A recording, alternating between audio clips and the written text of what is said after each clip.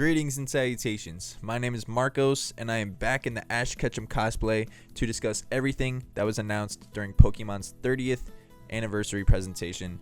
From XD Gale of Darkness to Gen 10 reveals and everything in between, we're going to be talking about it in this video. Now, if that sounds like something you are interested in, consider engaging with the channel, whether that be subscribing, leaving a like, comment, sharing the video, ringing that bell, hyping the video so that it gets into the algorithm. All of that is very much appreciated. But with that YouTube intro rigmarole out of the way, let's talk Pokemon. Before we begin talking about everything that was discussed during the presentation, I quickly want to plug a previous video that me and the homie Tippy did predicting what would be in the presentation. If you haven't watched it, go watch it. I think we did pretty good. Let us know in the comments of that video whether we did good or not. But without further ado, let's get into it. Alright, so the Pokemon Presents starts off with a montage of every Pokemon mainline gen game from the OGs Blue and Red to Legend Z, Red, Green, Blue, Yellow, Gold, Silver, Crystal, Ruby, Sapphire, Emerald, Diamond, Pearl, Black, White, X and Y, Sun and Moon, Let's Go Pikachu and Eevee, Sword, Shield, Legends Arceus, Scarlet, Violet, and Legend Z, all in a nice infographic, just flexing like, yo, we've made it this far. Look at us. Look at Pokemon, you know? Like, what's your favorite? And then we go into Ishihara, president and CEO of the Pokemon Company. Kind of like the cheat code of what Nintendo did in their Switch 2 Direct, bringing out Miyamoto. Ishihara is the Miyamoto equivalent of the Pokemon Company. And so he comes out next to some 3D rendered Pikachu. He takes the stage reminiscing about the original release of the Pokemon Red and Blue 30 years ago in Japan.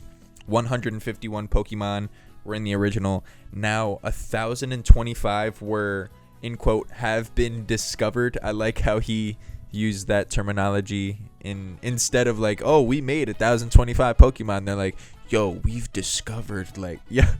It's like, we're not making these, we're finding these in the wild. It's like, it's a nice little, it's like not breaking the fourth wall. It's like trapping yourself within those walls and joking about it. But I liked his terminology in that sense. Just wanted to give a few more quotes on interesting things that I thought he said. In quote, we hope you will enjoy seeing how Pokemon continues to evolve. Once I heard that, I was like, all right, Gen 10 is coming. We know this. The next quote I wanted to highlight from Ishihara was, in today's broadcast, we'll share all the latest news about Pokemon. Please enjoy the presentation. And then it transitions into Pikachu running into a white room. And then something really interesting happens. A small Game Boy jukebox with 45 cartridges and songs come out. It is a small music player, and each cartridge has a specific song to it, and it's $70. When I first seen like the little cutaway from the Game Boy, I was like, oh, they're bringing Red and Blue or Red and Green to the Game Boy NSO. And with the Fire Red and Leaf Green whole controversy on why it's not included, that was kind of breaking my prediction. And once they started prioritizing the music instead of like what the game is, I was like, oh, this is something else. But I don't really know what to make of this. It's a Game Boy jukebox player with 45 cartridges, and it's cute, it's nice, but for $70, I'd rather get Pokopia rather than some. It's a collector's item. Pokemon fans from all around the globe are gonna get this. It's already sold out, I think. I'm pretty sure in the New York Nintendo NYC shop, they like unveiled it during the Pokemon Presents for people to get. It immediately sold out. It's a cool gimmick idea. I just think that, you know, if I wanted to play a certain song and I have to like switch the cartridge out to like play it, I think that our brain rot brains just don't gel well with physically touching things and changing things out. And, you know, physical game media, like having to press the eject button and taking the case, putting it back in the nobody wants to do that anymore. They're just press play on the digital version. You know what I'm saying? So this is kind of like going against what we as a society now deem acceptable in 2026. However, seems like people want that. Seems like they got it. I wouldn't get it, but it was a nice little gimmick, nice little nod to the Pokemon Red and Blue release. Then we got Chris Brown coming in to talk about everything correlating with the 2026 Pokemon World Champions, along with the Pokemon experience in San Francisco. Not that Chris Brown that you're thinking about. This Chris Brown. He was talking about 3,000 competitors from all around the world battling in Pokemon Champions for the first time, along with TCG, Go, and Unite. I didn't know that Pokemon Go has like a competitive scene. That seems crazy to me. In the Pokemon Presents, I seen somebody just vigorously swiping up on their screen. I'm like, yo, what is the gameplay here? But let me not hate on Go. A lot of people like that game. The Pokemon experience seemed like a cash grab convention regarding commercialism with the Pokemon Center pop-up store and all that. There's merch. There's fan meet and greets. There's cosplay.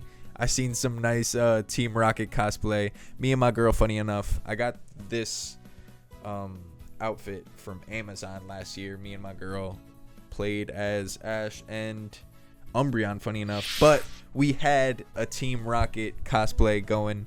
My girl looked sexy. She looked great as Jessie. But the James costume that she was working on just didn't gel well with me. The pants were baggy as sin. The turtleneck wasn't a turtleneck. My the hair that she had worked on for so long just looked goofy as hell to me, and I feel really bad about not wearing it because she poured her heart and soul into that. However, I looked terrible, and so that is in my costume bin waiting to come back. Maybe one day I'll bring it out and make a fool of myself, but during that little section about the Pokemon World Championships, we did see a Jesse and James cosplay, and it looked great. So there is potential out there for that. And so that was a nice little nod. But enough about Chris Brown. Enough about Pokemon experience. After all that, we got some news about Pokemon trading card game. I'm not really sure what was announced. All I seen was, in quotes, coming in 2026, celebrating 30 years, releasing simultaneously worldwide in 2026. It was just showing like Pokemon cards, and then the future awaits at the end with like some weird colored Mew and Mewtwo cards. I'm not sure. I live under a rock in terms of Pokemon trading card game. I do, however, like TCG Pocket, and so a little part of me wants to learn and like get invested and ingratiate myself with that community, but like the real side of me is like, yo, I don't get it, and that's okay. But for those who do get it, coming in 2026, something is. So look forward to that. After that, we got some news about Pokemon Go's 10th anniversary. In quotes, a huge range of Pokemon that have appeared in Pokemon Go so far will return. Oh, I butchered that quote. A huge range of Pokemon that have appeared in Pokemon Go so far will return. Whatever that means. There's also going to be a Pokemon Go tour event. And then we also have a promo code to share with you. That was it for Pokemon Go's 10th anniversary. They went nuts in the first 10 minutes of this presentation. Just boom, boom, boom. We got Ishihara. We got the Game Boy player jukebox. We got Chris Brown. We got TCG. We got Pokemon Go. Then we move into Pokemon Masters EX, which I am not privy to what this is at all. I think it's a mobile game. They're celebrating the 6.5-year celebration. I don't know why they're mentioning the 6.5 year. Red and Pikachu, Florian and Ogerpon, Juliana and Terabagos. I don't know, man. They're coming. Log in now to receive 3,000 gems. Microtransactions. Yeah. I'm an asshole. Whoever is into Pokemon Masters EX probably enjoyed that. What I will say about that, once I seen Red, the character, in that art style, I was like very like interested in like, oh, what's this? But then it brought into like the Masters EX stuff and I tuned out. But that art style was pretty cool, and so if that gets translated well into the game, that could be something cool. Like, imagine a red and blue, like a fire red and leaf green remake in that art style, the 3D rendering of Red and Pikachu. That seemed pretty sick to me, but that is not happening. Moving on to Poke Cafe Remix. I quote, "A roundup of all the first partner Pokemon from each region begins February 28th. Plus, chef outfits and new Pokemon continue to appear. And special cafe customization decorations too." For people who are interested in this game, there's that. Moving on, Pokemon Sleep. I mentioned that in the predictions video. Nailed it. I knew Pokemon Sleep would be mentioned. They love throwing this app into the Pokemon Present stuff. They love mentioning all their mobile games that quietly get millions of dollars for them. But in Pokemon Sleep, hashtag new missions starting tonight. And then there was like a weird cutaway of Latios and Latias flying in like an Italian city with like an accordion playing, and that was like a weird cutaway. I just wanted to mention that. If anyone else noticed that. Alright, after Pokemon Sleep, Pokemon Unite got a little spotlight. They announced that Zapdos, Moltres, and Articuno are joining the game. Meganium, Typhlosion, and Feraligatr are coming soon. For anybody interested in Pokemon Unite, there you go. And then TCG Pocket got a little reminder that Paldean Wonders Pack is out now. They were also advertising the 30 days of gifts celebrating 30 years of Pokemon. They gave a playmat, they gave him a binder and a display board. Also 120 hourglasses available right now. The potential to open 10 booster packs at once. I got absolutely nothing noteworthy from that.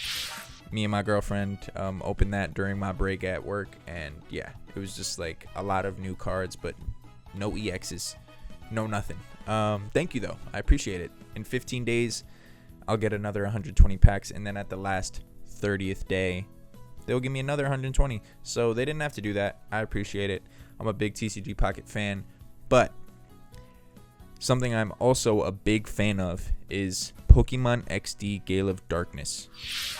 This is my favorite game of all time, very much rooted in nostalgia, but as a young lad, I was given a Pokemon XD Gale of Darkness Edition GameCube with Pokemon XD Gale of Darkness. I still have it on my shelf right there. I'll go get it if you want me to, but for right now I won't. With a Batman CRT TV that hit home to me when I was like 6, 7, 8. I'm not sure what age I was, but that was like the best birthday possible. I love that game to death. And during March, sometime in March, XD Gale of Darkness is being brought to the Nintendo Classics GameCube library. Where the fuck is Colosseum though? I almost questioned if Colosseum was even announced for the GameCube NSO stuff, sort of like a Mandela effect. Like, did I just make this up in my mind? But no, I looked back. I went to the Nintendo Switch 2 Direct 10 months ago, and yeah, we still have yet to receive Sunshine. We have yet to receive XD, and Colosseum was the last game within that little library of games that they promised to bring us. You promised this, Nintendo. You said Colosseum was coming. And so for them to just release XD out of those two, I like, just to get it out the way, I know that XD Gale of Darkness is the better game of the two, and I know that it runs better and Colosseum is kind of choppy and framey. However, I've yet to play Colosseum. It is upwards of $200 something if I want the original game. And so yeah, I was really crossing my fingers for Colosseum and XD Gale of Darkness to come. I know I'm asking for a lot, And XD Gale of Darkness is my favorite game of all time. So you best believe that during March, sometime, whenever it is coming, I'm going to be playing that.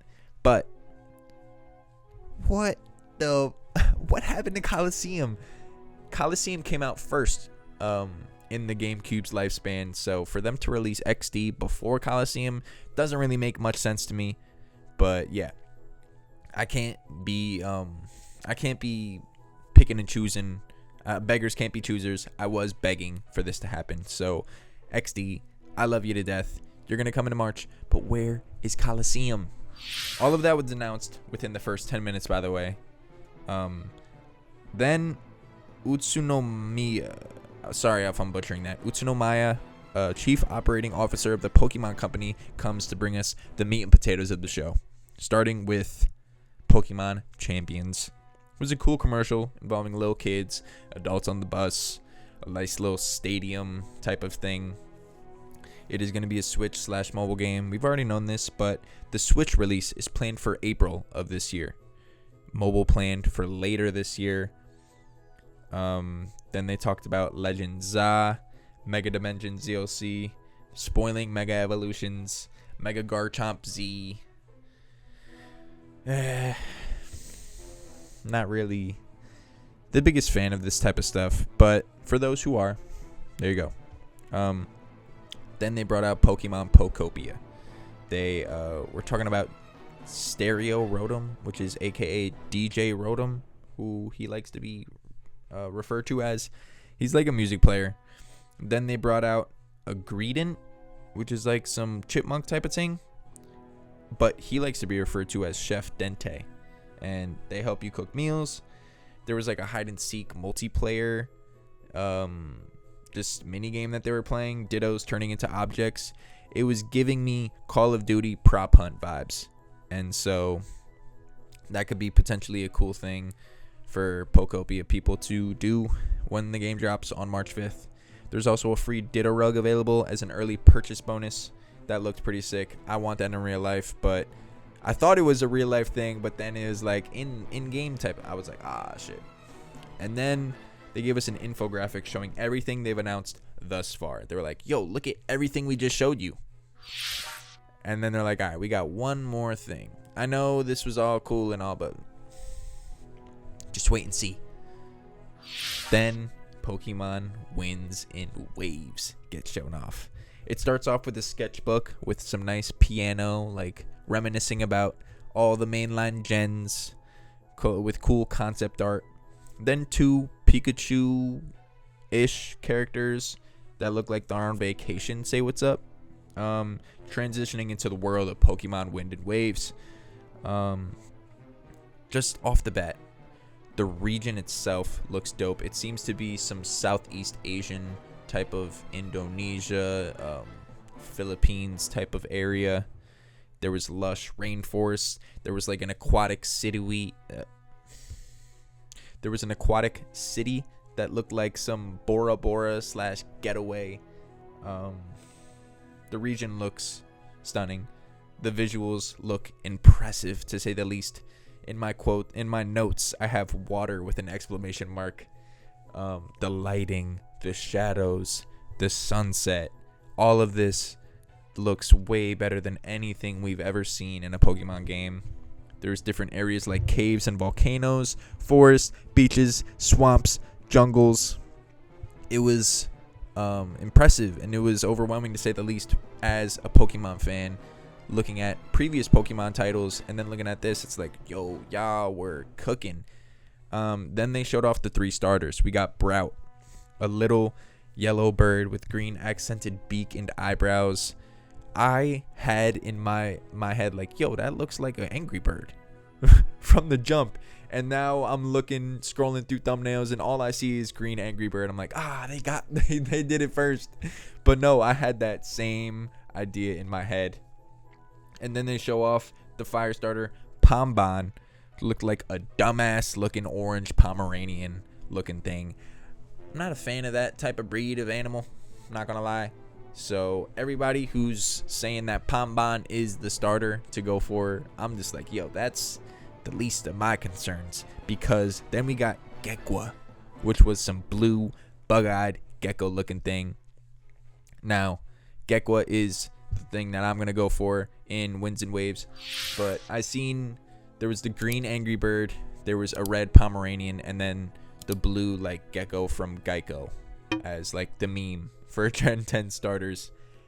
I'm a fan. I'm a fan of the like, what is it, the basic evolution. We haven't seen the second or third row of these Pokemon. I'm excited to say the least. But once they were showing the starters and all that, they were also showing Pokemon in the water, which shows promise and potential for, like, diving mechanics or capabilities. Like, we could go underwater. There was Wailords, there was Krabbies crawling on the freaking ocean floor. It seemed dope. The potential for that is sick. And then they said that these are going to simultaneously release next year in 2027, which is great to me. I don't want these games this year. There's enough to play, and I want Pokemon Company to cook. I want them to really go above and beyond with, you know, just delivering a great game. And so Winds and Waves seems to be promising, to say the least. What do you guys think, though? That was everything that was announced in the Pokemon prediction or Pokemon Presents. I thought it was a great show.